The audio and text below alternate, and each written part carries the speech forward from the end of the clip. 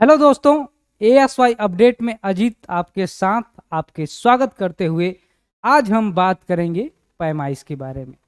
पैमाइश आप किस तरीके से करा सकते हैं मात्र 1,000 रुपये के फीस में, और अपने ज़मीन को आप कब्जा कैसे पा सकते हैं, इन सारी चीज़ों के बारे में आपके साथ चर्चा होगी। तो सबसे पहले हम आपको एक एक्शन और उसके रिएक्शन के बारे में समझाएंगे, उसके बाद बात होगी। तो यह देखिए भाई साहब का एक्शन। आपके समाज में, आपके परिवेश में भी ऐसे बहुत से लोग होंगे जो मेड़ को काटते हैं, और उसके बाद का देखिए रिएक्शन। अब देखिए यहाँ का रिएक्शन,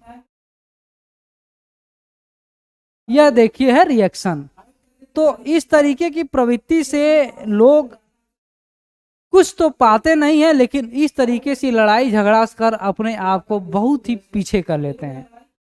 तो एक सर्वे के मुताबिक पता चला कि भारत के करीब 10 से 15% का जो किसानों का आय है वह इन्हीं सब कारणों से मुकदमे में चला जाता है, मिलता बाद में कुछ भी नहीं है।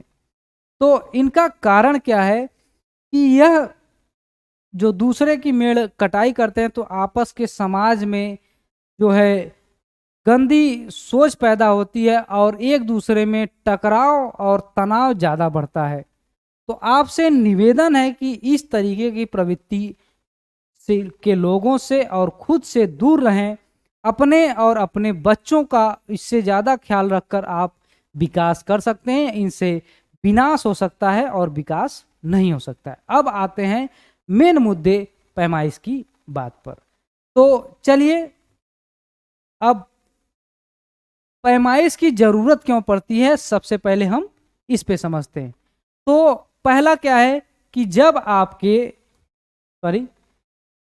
पहला क्या है, जब आपके जमीन का क्षेत्रफल खतौनी में लिखे क्षेत्रफल से कम हो, पहला कारण है।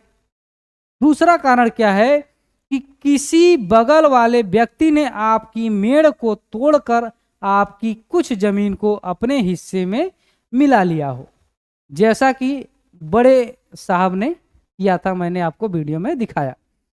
तीसरा क्या है, खसरा खतौनी में जमीन आपके नाम पर हो लेकिन मौके पर कब्जा किसी दूसरे व्यक्ति का हो।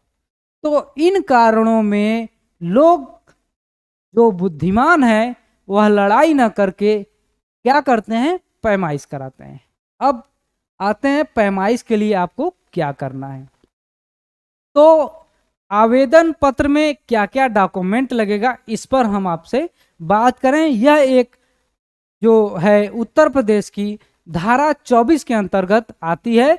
तो आप धारा 24 के अंतर्गत आवेदन करेंगे तो पक्षकारों के नाम होने चाहिए, पिता का नाम होना चाहिए और पता होना चाहिए आवेदन के समय में। साथ ही में गाटा संख्या, खसरा संख्या और चौहद्दी। चौहद्दी के बारे में आप जानते होंगे कि जो आपकी ज़मीन है उसके इधर साइड, लेफ्ट राइट, जो हर साइड में है, ईस्ट वेस्ट नॉर्थ साउथ की जो ज़मीनें हैं उनको आपको चौहद्दी में दिखाना है। उसके बाद जो विवाद हुआ है, विवाद का संक्षिप्त विवरण आपको देना है कि जो हमारी ज़मीन है फलाने फलाने लोगों ने कब्जा कर लिया है। और हाँ, एक चीज़ और मैं बता दूं आपको कि कभी कभी लोग किसी का नाम नहीं लेना चाहते हैं, तो उसमें क्या किया जाता है कि आपको जिनको आपत्ति करनी है उनका नाम बनाम सरकार कर दिया जाता है। यानी सरकार आपकी सपोर्ट करेगी, बनाम सरकार में रहेंगे। आपको सुविधा ये हो जाएगा कि आपको किसी का नाम नहीं लेना है और आपका काम भी हो जाएगा। यानी सांप भी मार दीजिए और लाठी भी न टूटे, वह है प्रक्रिया। अब तीसरा क्या है, खसरा, खतौनी व नक्शा की प्रमाणित नकल। खसरा, खतौनी और नक्शा की प्रमाणित नकल जो है आपको इसके साथ में संलग्न करना है, और प्रति गाटे 1,000 रुपये का जो बैंक से स्लिप मिला हुआ है उसको इस साथ में संलग्न करना है। तो अब इसके बाद का क्या प्रक्रिया है इसमें हम समझ।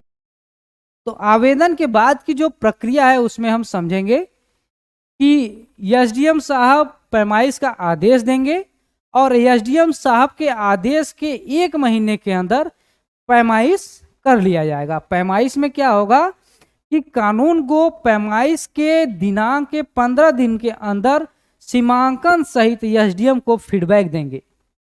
यानी जब आपने एक दरख्वास्त किया तो एसडीएम साहब के बाद एसडीएम साहब आदेश देंगे नाप करने का, तो नाप जो है वह 30 दिन के अंदर होगा और 30 दिन के अंदर नाप होने के बाद उसके 15 दिन के अंदर जो है कानून को इसका रिपोर्ट लगाएंगे एसडीएम साहब को, और नाप की प्रक्रिया क्या है उसके बारे में हम चर्चा करेंगे। तो नाप कैसे होती है कि एक सेकेंड, किसी बिंदु से जो आपकी जमीन है उसके किसी बिंदु पर कड़ी रखी जाएगी, जरीब और जिसको पैमाइश की जो होती है उसको रखी जाएगी और वहीं से स्टार्ट होगा नाप। नाप होते समय जहां तक एंड करना है वहां से काउंटिंग स्टार्ट हो जाएगी, लिखा जाएगा कि किसके में कितनी कड़ी जो जमीन है वह यूज कर रहे हैं, यानी उपयोग और उपभोग कर रहे हैं। तो साथ में इसके नाप को चारों तरफ से नापने के बाद जो नक्शे में जो वास्तविक नक्शा है, नक्शे में किसकी कितनी कड़ी होनी चाहिए वह देखने के बाद जो कानून को वो है वह एसडीएम को जो उन्होंने रिपोर्ट है वह लगाएंगे। तो उसी रिपोर्ट के आधार पर एसडीएम साहब जो 30 दिन के अंदर वह आदेश देंगे, उसी के साथ कानून गो की सीमांकन आख्या जो है वह 30 दिन के अंदर प्रभावित व्यक्ति, मान लीजिए कि आपकी जमीन है उसके बगल में किसी दूसरे की जमीन है, उनके जमीन का वो जमीन कम है, उन्होंने रिपोर्ट लगाया, उनकी जांच हो रही और आप में जमीन बढ़ रही है, आप संतुष्ट नहीं है कि मेरी जमीन बढ़ रही तो मेरी जमीन कहाँ गई, तो आप वहां पर दरख्वास्त दे सकते हैं 30 दिन के अंदर।